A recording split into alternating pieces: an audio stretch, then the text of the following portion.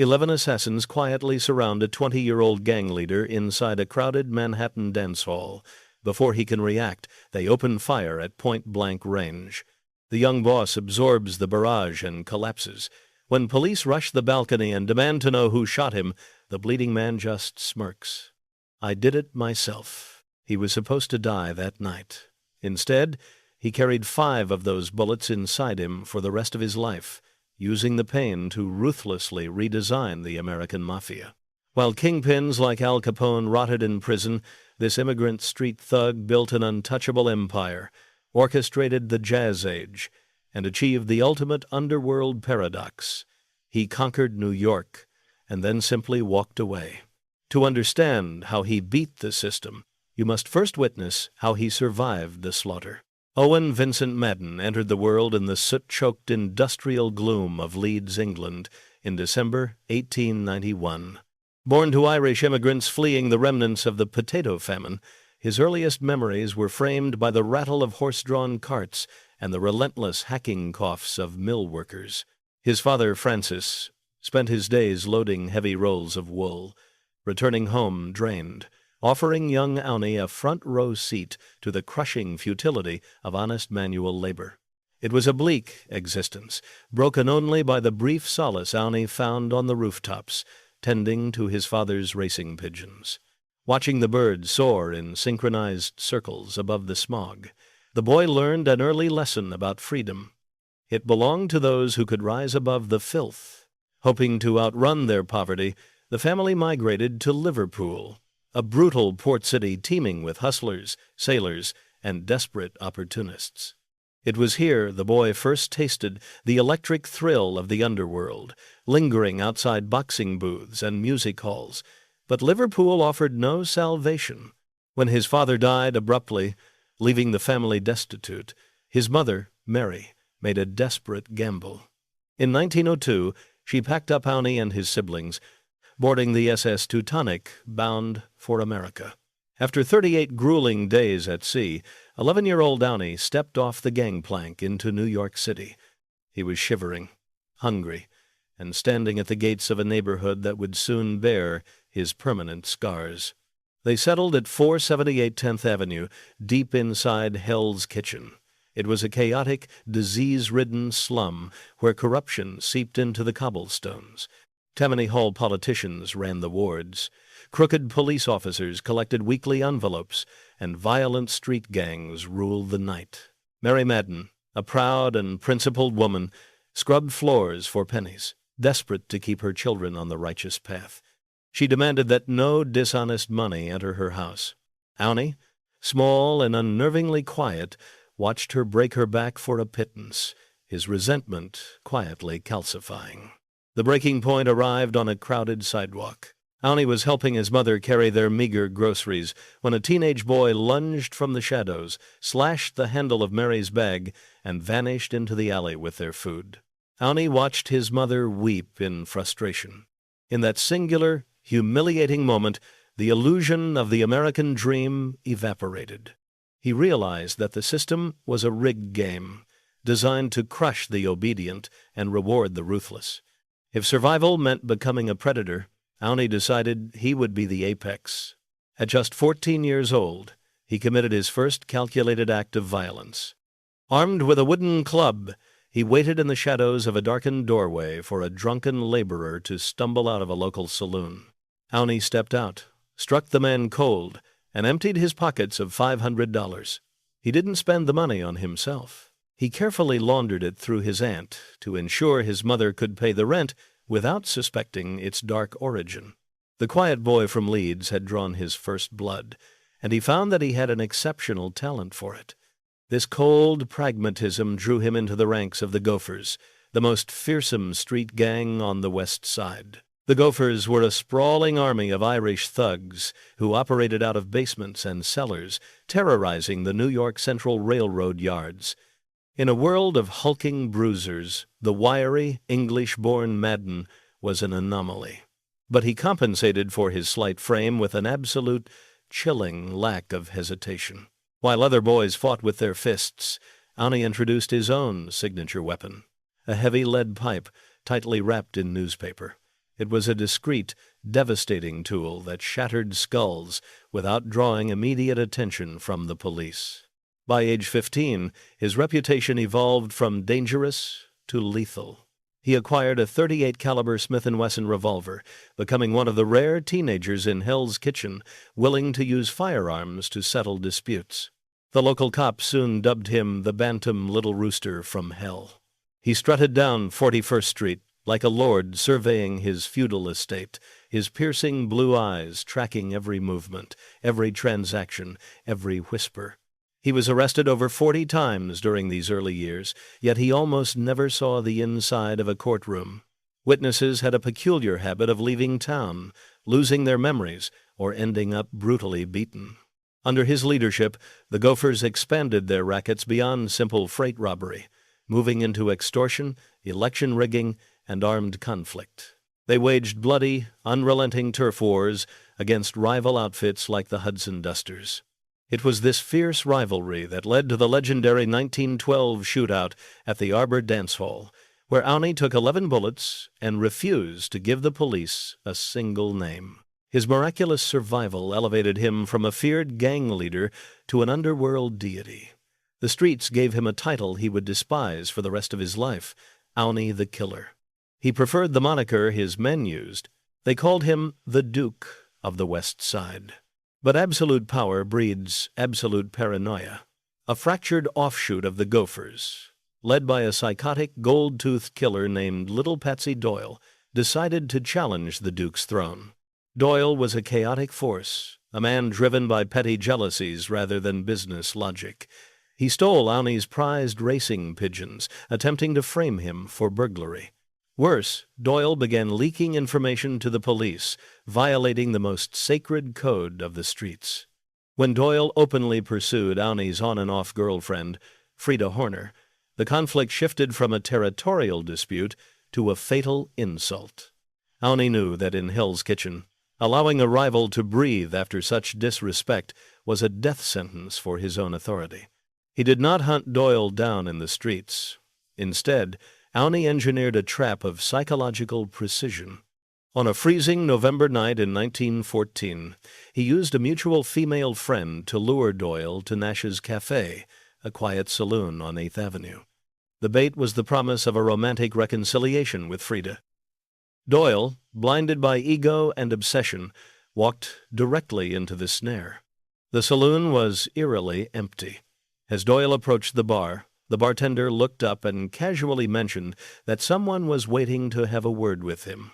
Doyle turned. 2 of Madden's most trusted gunmen stepped from the shadows. Before Doyle could fully unholster his weapon, a barrage of bullets tore through his chest. He staggered backward, bleeding profusely, and stumbled out through the swinging doors into the snow, collapsing dead on a tenement doorstep. It was a flawlessly executed hit, but the aftermath unraveled with unprecedented speed. The police, exhausted by the escalating gang warfare, launched a massive crackdown. Under intense interrogation, the women involved in the setup broke the code of silence. Frida Horner and Margaret Everdeen pointed the finger directly at the Duke. In the spring of 1915, Owney Madden found himself trapped in a courtroom, listening to the women he had trusted testify against him. The betrayal pierced his usually unflappable demeanor. Frustrated by the prosecutor's relentless cross-examination and the shifting stories of the key witnesses, the notoriously icy gang leader lost his temper. He stood up in the middle of the trial, handcuffed, and screamed at the judge to just execute him and get it over with. The outburst sealed his fate. After 7 hours of tense deliberation, the jury returned a guilty verdict for manslaughter. The judge showed no leniency whatsoever, sentencing the 23-year-old kingpin to a severe minimum of 10 to 20 years in a maximum security cell. The Duke of the West Side was immediately stripped of his tailored suits, shackled in heavy iron chains, and placed on a heavily guarded train heading up the dark banks of the Hudson River. As the heavy steel gates of Sing Sing prison slammed shut behind him with a deafening finality, the New York police celebrated the permanent destruction of the Gopher Gang. They firmly believed they had finally caged the beast and ended his reign of terror. But law enforcement fundamentally misunderstood the nature of the man they had locked away. Sing Sing was brutally designed to break the spirit of violent men. It was a grim fortress of isolation and despair that routinely ground street thugs into dust. But for Owney Madden, this damp, stone fortress would not serve as a tomb. It would become a quiet, calculated university. On February the 1st, 1923, the heavy iron gates of Sing Sing swung open, releasing a 31-year-old Owney Madden back into the world. He had served nearly 8 years of his 10 to 20-year sentence, earning an early release through flawless behavior. But the man who walked down the stone steps was not the same violent street brawler who had entered. The damp, isolated cell had forced him into a monastic reflection. He had watched the arrogant, volatile tough guys cycled through the cell blocks, recognizing that raw brutality was a dead-end currency. While locked away, he received regular visits from childhood friends who whispered tales of a changing New York, a city where men were no longer killing each other over neighborhood street corners, but over millions of dollars in untaxed revenue. Sing Sing had profoundly altered his perspective. He realized that pulling a trigger was an admission of failure. True power was having the financial leverage to ensure you never had to touch a gun again. Madden stepped into a country that had fundamentally lost its mind. 3 years earlier, the Volstead Act had enacted nationwide prohibition, outlawing the sale and production of alcohol. The moral crusaders in Washington intended to sober up America, but instead, they triggered the greatest gold rush in criminal history. The city's 15,000 legal bars vanished, instantly replaced by 32,000 secret speakeasies. Citizens were brewing toxic moonshine in their bathtubs, and the desperate demand for quality liquor created an economic vacuum just waiting to be filled by organized syndicates. The clumsy street gangs of Madden's youth, armed with brass knuckles and lead pipes, were utterly obsolete. The new era required logistics, fleet management, and political bribery on an industrial scale. It was a corporate game, and Madden was ready to become a CEO. Returning to Hell's Kitchen under the strict shadow of parole, Madden treaded carefully. He needed a legitimate front and quick capital, which he found by working for an ambitious taxi magnate named Larry Fay. Fay had built a fleet of luxurious, customized cabs and aggressively monopolized the lucrative taxi stands outside Grand Central and Pennsylvania Station. Recognizing Madden's strategic mind and lingering underworld respect, Fay hired him to protect these vital territories from rival cab companies. Madden operated like a general defending a besieged city, dispatching enforcers with precise efficiency. He proved that he could manage a complex operation without resorting to public bloodshed. But more importantly, Fay introduced Madden to the booming nightclub scene, a glittering world of high society indulgence that immediately captured the former gang leader's imagination. It was also during this period that Fay brokered a crucial reconciliation between Madden and George DeMange, universally known in the underworld as Big Frenchie. Frenchie was a hulking, pockmarked veteran of the Hudson Dusters, the very gang that had pumped 11 bullets into Madden years earlier. But the new Madden held no grudges where money was concerned. The two men formed one of the most enduring and effective partnerships in criminal history. They were a bizarre but perfectly complementary pair. Madden was slight, soft-spoken, and possessed a razor-sharp intellect. Big Frenchie was a towering wall of muscle, with the clumsy charm of a heavyweight boxer and unquestioning loyalty. With Frenchie serving as his formidable physical deterrent, Madden was free to focus entirely on building his empire. Their foray into the bootlegging business began with blunt force but quickly evolved. Madden and Frenchie organized a daring heist at the Liberty Storage Warehouse on West 64th Street, tying up the security guards and hijacking 200 cases of bonded rye whiskey valued at $16,000. It was a flawless robbery, but a broken-down getaway truck led detectives straight to them. Arrested and charged with assault and robbery, Madden faced a guaranteed return to Sing Sing for violating his parole. This was the ultimate test of his new philosophy. Instead of intimidating the witnesses, Madden reached out to his oldest political ally, Tammany Hall leader Jimmy Hines. Massive sums of cash quietly changed hands deep within the political machine. Mysteriously, the detectives informed the district attorney they lacked sufficient evidence, and the case evaporated. Madden learned the most valuable lesson of his career. Law enforcement was not a wall to be battered down. It was a toll booth. If you paid the fee, the gate swung open. Realizing that stealing liquor was a small-time hustle, Madden set his sights on the vast, untapped potential of international smuggling. To scale his operations, he formed a shadowy alliance with two emerging titans of the underworld, Big Bill Dwyer and a rising Italian strategist named Frank Costello. Together, they transcended street-level bootlegging and established a maritime armada. Costello negotiated direct contracts with Scottish distilleries, purchasing massive quantities of premium brands like House of Lords and King's Ransom Scotch.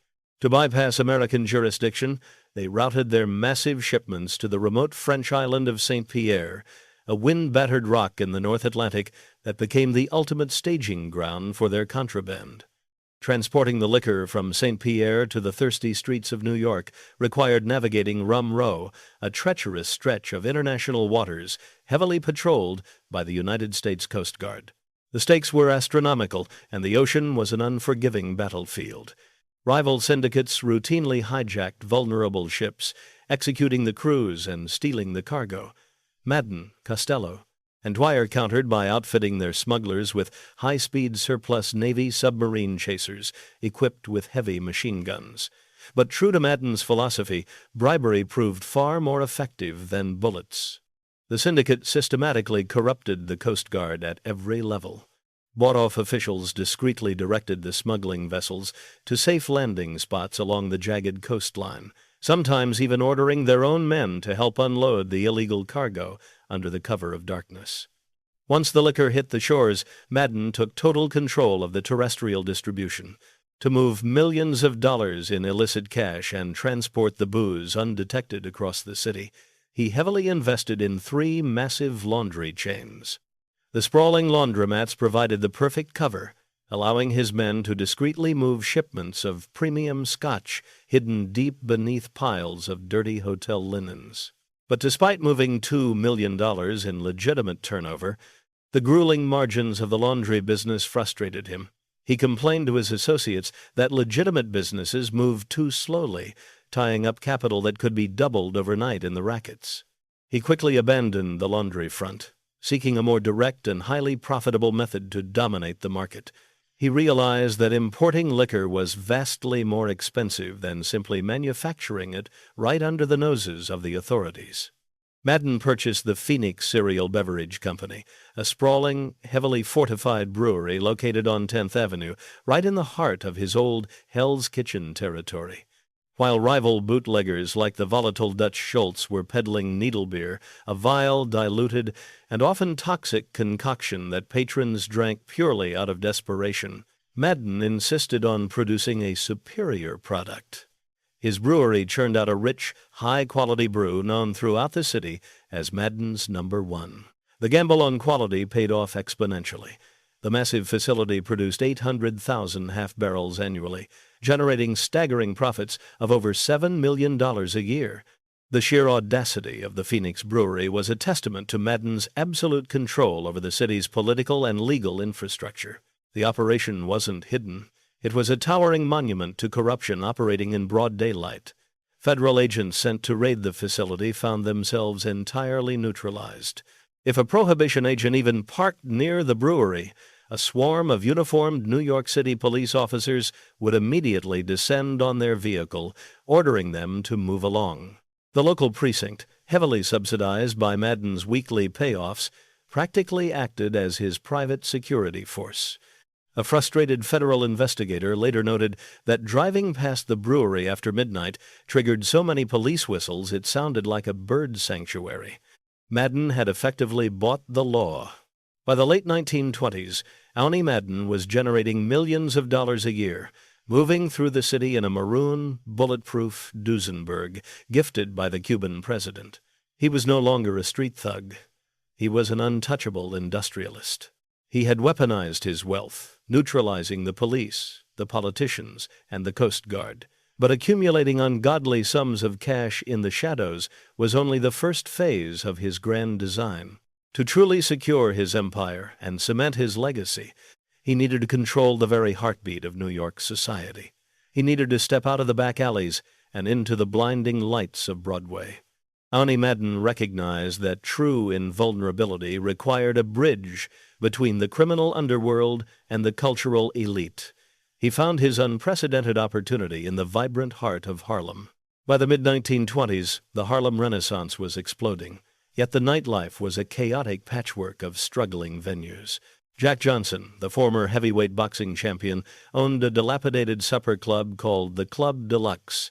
Johnson lacked the illicit liquor connections required to survive Prohibition. Madden, flush with cash, bought out the venue, retained Johnson to maintain local goodwill, and rebranded it as the Cotton Club. It was a calculated masterstroke that forever altered American pop culture. The Cotton Club was quickly transformed into an architectural marvel of sensory overload. Madden and Big Frenchie poured staggering sums into the renovation, securing musical geniuses like Duke Ellington and Cab Calloway. White high society, desperate to mingle near mobsters while listening to electrifying jazz, flocked to Harlem. But Madden enforced a non-negotiable atmosphere of safety. Unlike the blood-soaked speakeasies downtown, the Cotton Club was a pristine neutral zone. Violence was strictly prohibited. Anyone could visit without fear of intimidation. It was an impeccably managed machine, churning out millions while sanitizing Madden's public image. He was no longer a thug. He was an impresario. Beneath the glitz, however, the Cotton Club functioned as a master class in political racketeering. The operation required the complicity of the entire New York political apparatus. Madden's financial ties to Tammany Hall ensured the club ran without legal interference, but this protection demanded hidden taxes. The light bulbs could only be purchased from a company controlled by Democratic district leaders. Fire extinguishers were bought from a firm owned by a political boss's nephew. Building inspectors received regular envelopes, turning a blind eye to violations. Madden eagerly paid, knowing that embedding his business into the city government made it virtually impossible for federal agents to shut him down. The underworld rules governing this empire were absolute. When a rival venue called the Plantation Club audaciously opened and committed the unforgivable sin of poaching Cab Calloway away from the Cotton Club, Madden's patience evaporated. He did not call the police, nor did he order an assassination. Instead, he dispatched a crew of his roughest enforcers. They stormed the Plantation Club in the dead of night, methodically smashing every table and glass in the building. Their final act of vandalism was to physically rip the club's grand centerpiece bar from the floorboards and drag it into the street gutter. Unsurprisingly, no witnesses stepped forward. Calloway promptly returned to the Cotton Club, reminding the city that beneath the Duke's polished exterior, the killer still lurked. Madden's grip on the city's nightlife soon extended to the bright lights of Broadway, where the lines between celebrity and criminality were effortlessly blurred. He became the silent financial force behind Texas Guinan, the boisterous queen of the New York speakeasies. He also bankrolled his childhood friend, George Raft, transitioning him from a street-level getaway driver who navigated bootleg shipments through the dead of night into a highly paid Broadway dancer. Raft, who had grown up admiring Madden's quiet toughness, naturally absorbed the gangster's mannerisms, his sharp fashion sense, and his icy, commanding demeanor. When Raft eventually transitioned to Hollywood to become one of its most famous cinematic gangsters, starring in blockbuster hits, he was effectively playing Owney Madden on screen, bridging the gap between the real mafia and silver screen mythology. Madden's protective umbrella also extended to theatrical icon Mae West. West was captivated by Madden's understated English manners, which stood in stark contrast to the loud thugs she usually encountered. He became her silent guardian. When she traveled to Chicago, Al Capone's lieutenants filled her dressing room with exotic flowers, acting under strict orders that she was Owney's girl. Madden heavily invested in her groundbreaking play Diamond Lil, which grossed astronomical figures and outraged moral crusaders. He understood that controversy generated cash, and by controlling the most controversial stars in America, he held the reins of the media narrative.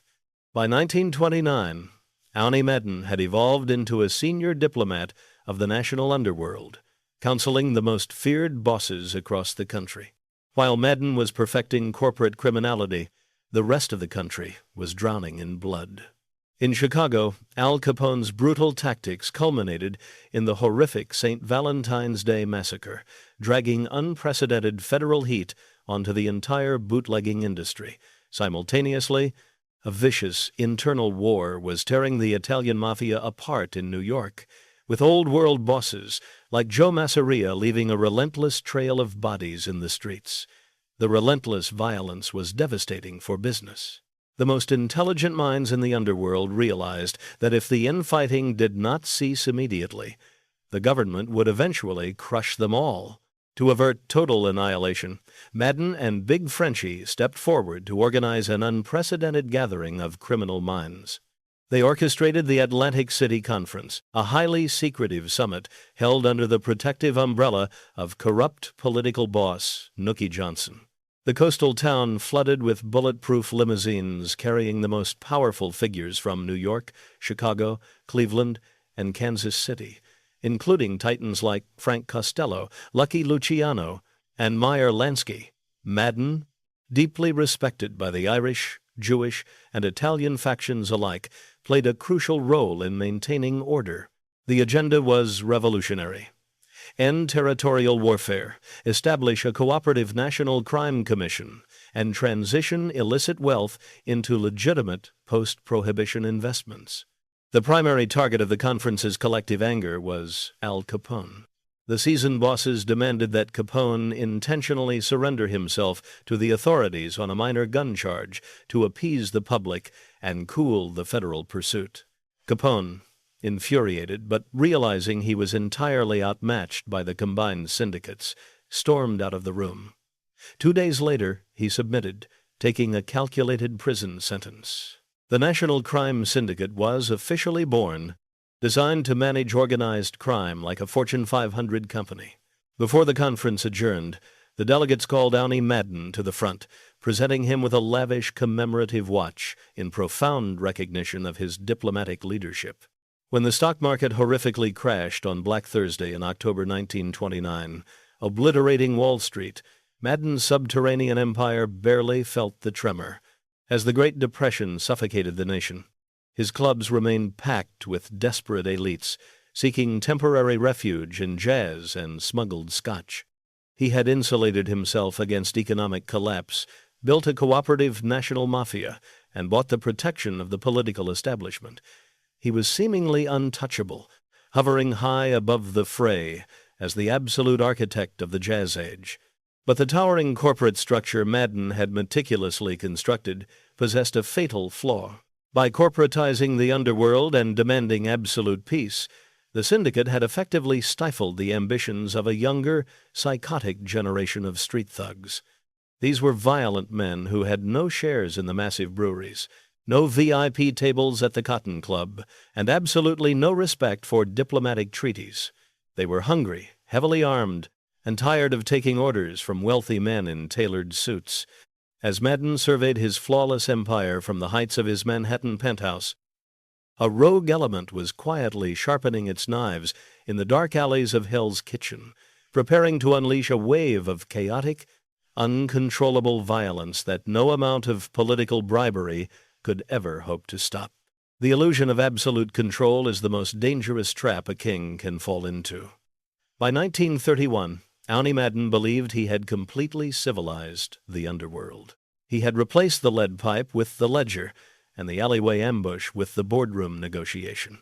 But the criminal ecosystem is entirely unforgiving of weakness, and in the underworld, diplomacy is often mistaken for exactly that. The meticulously negotiated peace of the National Crime Syndicate meant nothing to a young, reckless, and violently ambitious Irish gangster named Vincent Cole. Cole was a ghost from Madden's past, a pure product of the Hell's Kitchen slums, who possessed the exact same bloodlust the Duke had once weaponized, but entirely lacked his strategic restraint. Cole had built a reputation as a volatile enforcer for Dutch Schultz, but he despised the corporatization of the mafia. He wanted territory, he wanted fear, and he was willing to burn the city down to get it. This simmering rebellion erupted into a full-scale crisis when Cole executed a maneuver that shattered the syndicate's fragile peace. In a breathtaking display of disrespect, Cole's men ambushed Big Frenchy Demange outside the Argonaut Club. Shoving a gun into the ribs of Madden's most trusted partner and closest friend, they forced the towering enforcer into a getaway car and sped off into the night. It was an unprecedented violation of underworld law. Kidnapping a syndicate boss was considered professional suicide. Cole demanded a $100,000 ransom, an astronomical sum during the darkest days of the Great Depression. When word reached Madden, the corporate facade momentarily cracked. His immediate instinct was retaliation, but the situation required icy precision. If he unleashed his gunman, Frenchy would be executed. Madden suppressed his rage, engaged in tense back-channel negotiations, and ultimately paid $35,000 in cash to secure his partner's safe return. Frenchy was dumped on a street corner, physically unharmed but deeply humiliated. Cole counted the money and grinned, convinced he had successfully extorted the Duke of the West Side. He foolishly assumed Madden's willingness to pay was a sign of capitulation, fundamentally failing to understand that Madden was simply buying time to construct a flawless trap. Buoyed by his perceived victory, Cole's recklessness spiraled into outright terrorism. Attempting to seize control of Harlem's lucrative rackets, Cole orchestrated a brazen daylight drive-by shooting targeting one of Dutch Schultz's operators. The hit was a catastrophic failure. A stray bullet struck and killed a 5-year-old child playing on the sidewalk. The city erupted in absolute outrage. The press branded him the Mad Dog, and Mayor Jimmy Walker declared a state of emergency. The intense public scrutiny brought massive federal pressure crashing down on the entire underworld. The political machine that Madden had spent millions of dollars greasing was suddenly terrified of the public backlash. To make matters worse, Cole, utterly blinded by his own infamy, made the fatal mistake of calling Madden's private penthouse line. In a move of staggering arrogance, the Mad Dog threatened to kidnap Madden himself unless he received another massive extortion payment. Madden hung up the telephone in silence. The corporate CEO had reached his limit. It was time for Owney the Killer to return. Madden immediately convened a war council at one of his discreet midtown hotels, gathering Frank Costello, Dutch Schultz, and key syndicate figures. They placed a massive $25,000 bounty on Cole's head, but sending hitmen to scour the streets for a desperate fugitive was too unpredictable. Instead, Madden deployed a masterpiece of psychological warfare. He systematically bribed one of Cole's closest bodyguards, feeding the Mad Dog a carefully crafted narrative that Madden was terrified and willing to negotiate the extortion demand. The bait was set. They just needed the animal to step onto the trap door. The execution was scheduled for February 8th, 1932. Cole's bodyguard lured him to a specific telephone booth inside a busy drugstore on West 23rd Street, a location intentionally chosen because it was barely a block away from Madden's own penthouse. Cole felt utterly secure in Hell's Kitchen.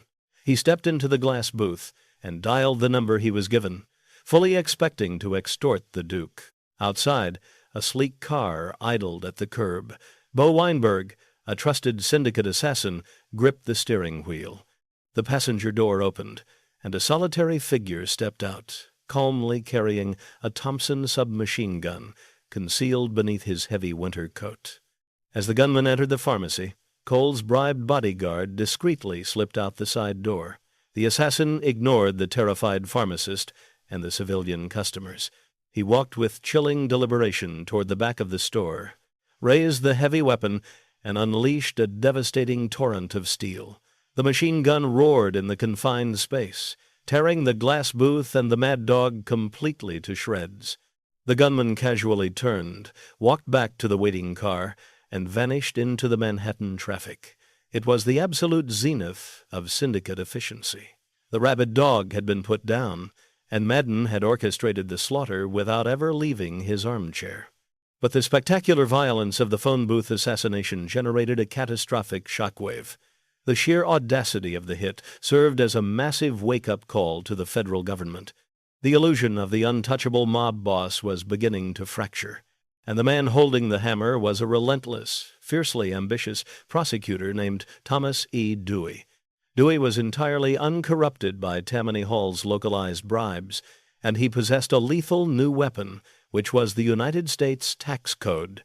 Dewey had carefully studied how federal authorities in Chicago had recently used tax evasion to finally lock away Al Capone. Recognizing that proving Madden's involvement in murder or bootlegging was impossible given his layers of insulation, Dewey unleashed the Treasury Department. Investigators began aggressively tearing through the financial records of Madden's Phoenix Brewery, his laundry chains, and his massive nightclub holdings. They were systematically hunting for the invisible threads connecting the Duke to his millions of dollars in untaxed revenue. Simultaneously, the parole board, which had previously ignored Madden under the direction of Tammany Hall, was heavily pressured to scrutinize his every movement. Dewey publicly questioned how a paroled killer could afford to live in a penthouse, fund Broadway productions, and drive a custom bulletproof Duesenberg while officially reporting zero legitimate income. The vice grip was tightening with terrifying speed.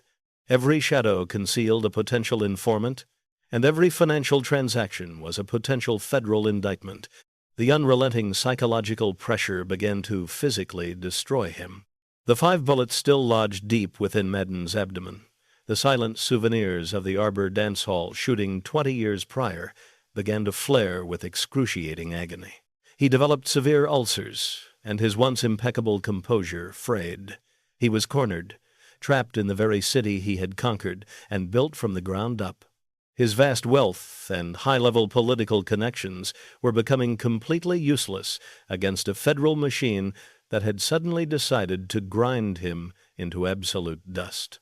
In a move of staggering desperation, Madden executed the only strategic retreat available to a paroled convict facing federal annihilation. In July 1932, the most powerful underworld figure in New York City instructed his driver to head north, up the banks of the Hudson River. Bypassing the press and confounding his own criminal associates, Owney Madden walked up to the heavy steel gates of Sing Sing prison and voluntarily surrendered. He chose a damp prison cell over a federal indictment, calculating that hiding behind bars for a year might starve the media frenzy and force Dewey to focus on other targets. But as the heavy iron bars slammed shut, Madden was struck by a terrifying realization. The world outside was changing far too rapidly. He could not run his empire from a concrete box forever, and when he finally walked free, New York would be a graveyard for men like him. If he wanted to survive, he couldn't just beat the system. He had to completely reinvent his reality.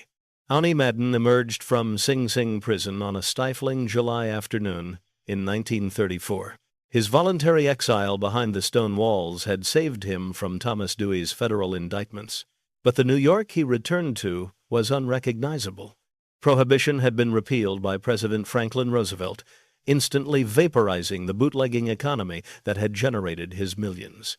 Furthermore, a fiercely ambitious new mayor, Fiorello LaGuardia, was actively tearing apart Tammany Hall, shattering the political machine that had shielded the underworld for decades.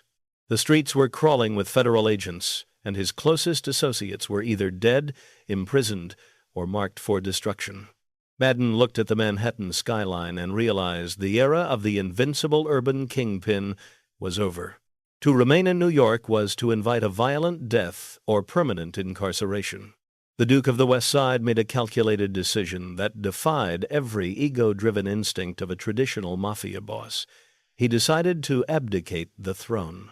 In a highly classified meeting held in a secure suite at the Waldorf Astoria, Madden officially passed the reins of his massive, highly lucrative New York operations to Frank Costello and Meyer Lansky. He relinquished control of the famed nightclubs, the remaining underground breweries, and the vast, deeply entrenched political networks he had spent a lifetime building. In exchange, the National Crime Syndicate granted him absolute authority over a territory far removed from the relentless federal heat of the East Coast. Through immense political bribery, estimated at over $1 million funneled through high courts, his restrictive parole was mysteriously transferred out of state. With his fortune securely liquidated and his enemies left behind to face the wrath of the government, Madden quietly slipped out of the city that had birthed his legend. He was heading south to a valley nestled in the Ouachita Mountains, a place where he would execute his final and most brilliant masterpiece. Hot Springs, Arkansas, masqueraded as a tranquil resort town famous for its healing thermal waters and grand bathhouses, a luxurious playground for wealthy socialites, politicians, and movie stars. But beneath the polished marble lobbies, it was a thoroughly corrupt fiefdom ruled by Mayor Leo Patrick McLaughlin. McLaughlin was a sharp dictatorial politician who loved money and power in equal measure, operating a political machine that flawlessly mirrored the Tammany Hall system Madden knew so well. When Madden arrived, he didn't try to conquer the town by physical force. Instead, he simply bought it outright. He formed an impenetrable alliance with the mayor, the chief of police, and the judiciary. Madden pumped his immense bootlegging fortune into the local economy, purchasing massive stakes in the Southern Club, the Belvedere, and vast wire service betting operations. In return, the entire municipal government effectively became his private security detail. Hot Springs ceased to be just a picturesque resort. It became Owney Madden's personal fortress, an isolated kingdom operating entirely outside the jurisdiction of the United States federal government. Here, far from the blood-soaked gutters of Hell's Kitchen, the killer found a bizarre domestic peace. He married Agnes Demby, the local postmaster's daughter, a woman 18 years his junior who possessed absolutely no ties to the criminal underworld. They had met years earlier during one of his brief escapes from New York, and her quiet elegance offered him a glimpse of a quiet, legitimate life he had never known. Together, they settled into a sprawling, beautiful home on West Grand Avenue. Madden filled his days tending to vast flower gardens, cultivating his beloved pigeons, and playing golf against the breathtaking backdrop of the pine-covered mountains. To the casual observer, he was just a wealthy, soft-spoken retiree with a thick English accent and a generous habit of anonymously paying for strangers' dinners at local restaurants. But behind the serene facade of his newly adopted lifestyle, he was operating as the ultimate gatekeeper for the national mafia. Under Madden's absolute control, Hot Springs evolved into a sanctuary for the country's most wanted men, provided they strictly followed his established rules. Syndicate bosses seeking refuge from federal heat could hide in the valley, gamble in the casinos, and conduct business in absolute safety. But violence was strictly forbidden. When Al Capone, recently released from Alcatraz prison and desperate to reclaim his shattered dignity, attempted to visit the town, Madden's bought-and-paid-for police force intercepted the Chicago boss and turned him away at gunpoint. Madden deemed Capone too reckless, too much of a dangerous liability to the fragile peace of the valley. Even Lucky Luciano, desperately fleeing Thomas Dewey's prostitution indictments, sought asylum under Madden's umbrella. When New York detectives arrived with warrants to extradite Luciano, the Hot Springs police flatly refused to cooperate, firmly standing their ground until state troopers heavily intervened. Madden had effectively created a sovereign underworld state, demonstrating a level of political manipulation that left federal authorities utterly paralyzed. This brazen defiance infuriated the powerful director of the FBI, J. Edgar Hoover. Determined to crush the arrogant boss who had outsmarted his entire agency, Hoover ordered intense, round-the-clock surveillance on Madden. Federal agents flooded the town, tapping phones, heavily recruiting informants, and trailing the Duke's every single movement. They desperately searched for evidence of gambling syndicates, wire fraud, or tax evasion. But Hoover's agents found themselves entirely outmaneuvered. The informants reported back that Madden spent his afternoons fishing, checking the racing results, and discussing horticulture. His financial networks were buried so deep beneath layers of legitimate business fronts and corrupt local judges that the FBI could not secure a single indictment.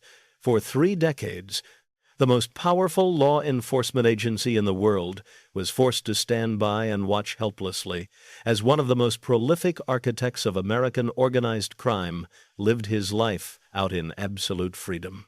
The changing political tides of the 1950s and 60s eventually swept away Mayor McLaughlin's corrupt machine, but Madden remained untouched, quietly divesting his visible casino interests while maintaining total influence from the shadows. As the violent mobsters of his generation were systematically assassinated in bloody power struggles or locked away to die in concrete cells, the Duke of the West Side simply grew old. On April 24, 1965, his lungs finally gave out. Owney Madden slipped away quietly in a hospital bed, succumbing to emphysema at the age of 73. There was no hail of bullets, no dramatic courtroom conviction, no bitter rival standing over him in a dark alleyway. Just the quiet fading of a man who had engineered his own survival. We romanticize the American Mafia as a theater of aggressive men solving problems with Thompson, submachine guns, and brutal intimidation. But the true victor of the underworld was a slight, soft-spoken immigrant who recognized that a gun is just a tool for the unimaginative. Owney Madden survived 11 bullets as a foolish young street thug, only to realize that true power is entirely invisible. He didn't just beat the law. He bought the law, relocated it, and used it to protect his garden. While the terrifying legends of organized crime died screaming, the killer simply retired, leaving behind a legacy that completely rewrote the rules of the American underworld.